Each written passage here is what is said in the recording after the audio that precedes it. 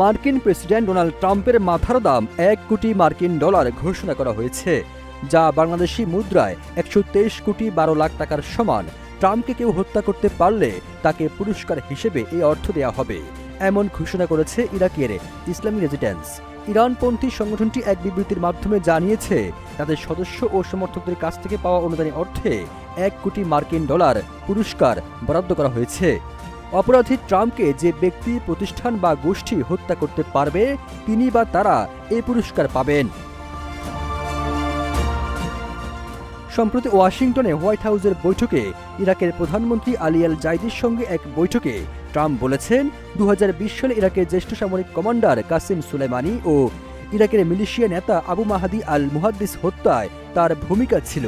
মার্কিন প্রেসিডেন্ট ট্রাম্পের এমন প্রকাশ্যের স্বীকারোক্তি ভালোভাবে নেয়নি ইরাকের ইসলামী রেজিস্ট্যান্স। মূলত এর পরে সংগঠনটির পক্ষ থেকে ট্রাম্পের এই মাথার দাম ঘোষণা করা হয়। সবুজ আলম, ইত্তেফাক।